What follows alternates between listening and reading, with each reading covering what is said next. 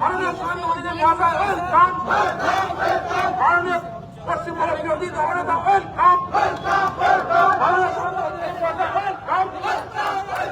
বর্ষ শেষের প্রবল শীতের মধ্যে দিন রাত্রি করে গত 22 তারিখ থেকে আজ 26 তারিখ পর্যন্ত এখানে নিজেদের ন্যায়সঙ্গত অধিকার এবং যৌক্তিক দাবি আদায়ের জন্য এই কৃচ্ছ সাধন করছেন। এই কষ্টের মধ্যে, শীতের মধ্যে আপনারা এখানে সংগ্রামে অবতীর্ণ হয়েছেন।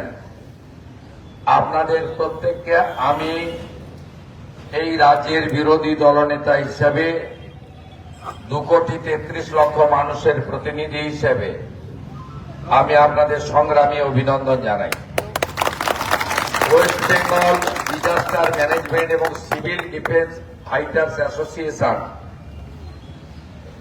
যার পশ্চিমবঙ্গে 14,000-এর মতো সদস্য,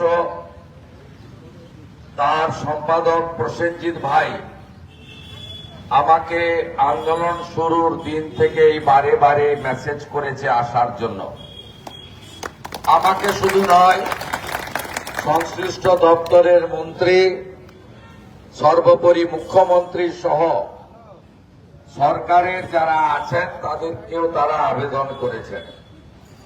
প্রসেনজিৎ এবং সভানেত্রী সুপ্রিয়া বোন তারা চেয়েছিলেন যে নিজেকে মা মাটি মানুষের নেত্রী বলে দাবি করা, মানবতার পূজারী বলে নিজেকে জাহির করা, মাননীয় মুখ্যমন্ত্রীর ঢিল ছোড়া দূরত্বে কলকাতা উচ্চ আদালতের অনুমোদন নিয়ে যে 200 জন নির্দিষ্ট করে দিয়েছে কোর্ট, তাই আপনারা এই স্বল্প সংখ্যক এখানে ধর্নায় বসেছেন বা অবস্থানে বসেছেন। আপনারা চেয়েছিলেন যে সরকার যারা এই সমস্যা তৈরি করেছে, যারা এই সমস্যা মেটাতে পারে, তারা আসুক বা আপনাদেরকে ডেকে নবান্নতে কথা বলুক।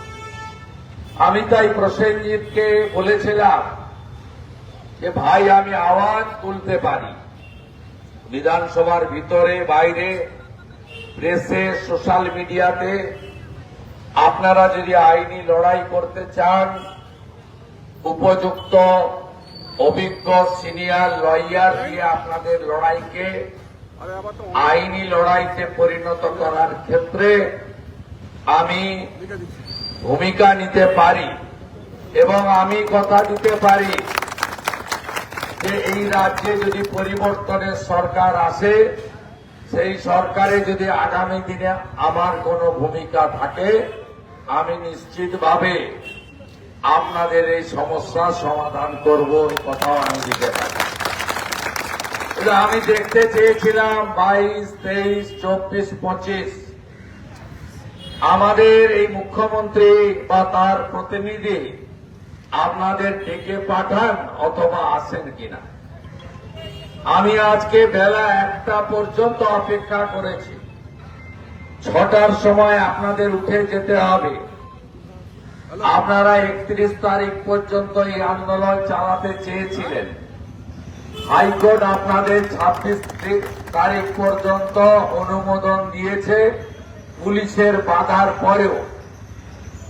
যেহেতু সরকার আসেনি, সরকার আপনাদের ডাকেনি, তাই যে কাজ মুখ্যমন্ত্রী করেন না সে কাজ বিরোধী দলনেতাকে করতে হয়। তাই আপনাদের পাশে আমি দাঁড়িয়ে। আপনাদের এই দাবি একেবারে যৌক্তিক দাবি।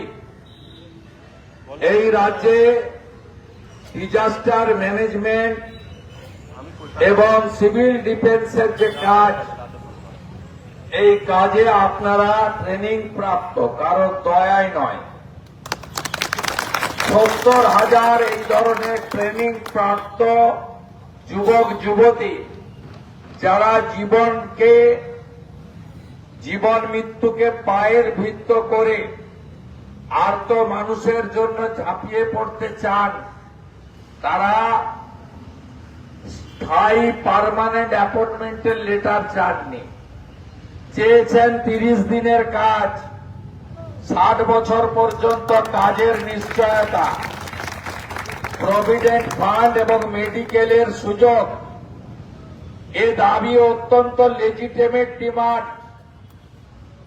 আজকে যদি কোনো প্রাইভেট অর্গানাইজেশনে 100-র বেশি কর্মরত লোক থাকে, তাকে ভারত সরকারের ঘোষিত মিনিমাম ওয়েজেস দিতে হয় এবং এখন মিনিমাম ওয়েজেস 500 টাকার কাছাকাছি হয়ে গেছে, আপনারা জানেন।